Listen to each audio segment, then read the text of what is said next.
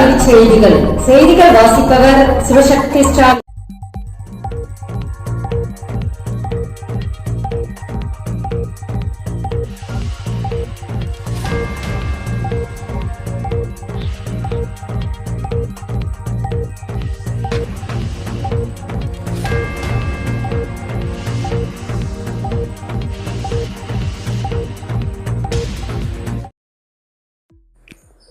காஷ்மீர் குழந்தைகளிடம் கற்களுக்கு பதிலாக பேனாவும் புத்தகமும் பிரதமர் மோடி நெகிழ்ச்சி.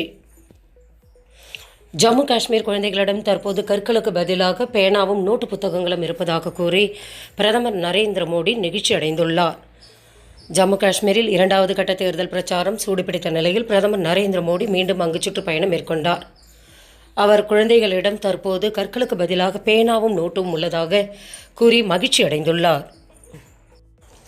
அரசு உதவி பெறும் பள்ளிகளுக்கும் 7.5% உள் ஒதுக்கீட்டை கொடுங்கள் உயர்நீதிமன்றம். அரசு உதவி பெறும் பள்ளிகளுக்கு 7.5% உள் ஒதுக்கீட்டை கொடுங்கள் உயர்நீதிமன்றம் உத்தரவு. அனைத்து தாலுகாவிலும் குறைந்தபட்ச மாவட்ட தலைநகரங்களில் அரசு மேல்நிலைப் பள்ளிகள் அமைக்க உயர்நீதிமன்றம் மதுரை கிளை உத்தரவிட்டுள்ளது. அரசு மேல்நிலைப் பள்ளிகளில் அமைக்கவிட்ட மருத்துவ இடங்களுக்கான 7.5% உள் ஒதுக்கீட்டை அரசு உதவி பெறும் பள்ளிகளுக்கும் கொடுங்கள் என நீதிபதிகள் வலியுறுத்தி உள்ளனர். PhD மேற்கொள்ளும் 50 மாற்றுத்திறன் மாணவர்களுக்கு ரூபாய் 1,00,000 வீதம் 50 மாணவர்கள் பயன்பெறும் வகையில் ரூபாய் 50 லட்சம் நிதி ஒப்பளிப்பு வழங்கி அரசாணை வெளியீடு.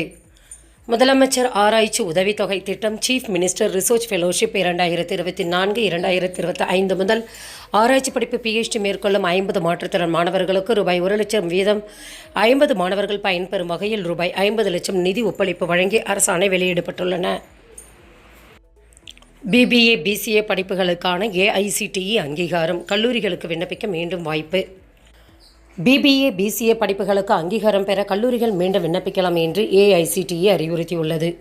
இதுகுறித்து அகில இந்திய தொழில்நுட்ப கல்வி குழுமத்தின் செயலர் ராஜீவ்குமார் வெளியிட்டுள்ள செய்திக்குறிப்பில், நடப்பு கல்வியாண்டுக்கான 2024-25 BBA BMS BCA படிப்புகளை வழங்கும் உயர்கல்வி நிறுவனங்கள் AICTE அனுமதி பெறும் நடைமுறை கட்டாயமாக்கப்பட்டுள்ளது.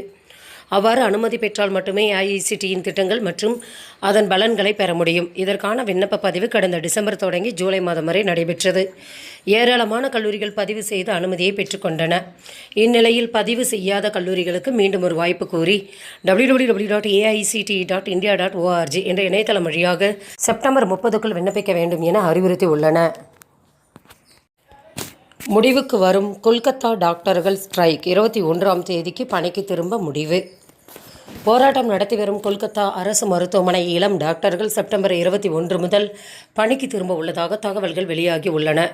முதல்வர் மம்தா பானர்ஜியிடம் பயிற்சி டாக்டர்கள் கடந்த 16ஆம் தேதி நடத்திய பேச்சு தோல்வியில் முடிந்தன. இதனையடுத்து 2ஆம் கட்ட பேச்சு தலைமைச் செயலாளர் மனோஜ் பண்ட் தலைமையிலான அதிகாரிகளுடன் நடந்த பேச்சில் முன்னேற்றமில்லை. டாக்டர்கள் போராட்டத்தை தொடர முடிவு செய்த நிலையில் ஸ்ட்ரைக் வாபஸ் பெறுவதாக செப்டம்பர் 19 அறிவித்துள்ளதாக தகவல்கள் வெளியாகி உள்ளன. வரும் செப்டம்பர் 21ஆம் தேதி முதல் பணிக்கு திரும்புகின்றனர். இதன் மூலம் 41 நாட்கள் நடந்த டாக்டர்கள் ஸ்ட்ரைக் முடிவுக்கு வருகிறது.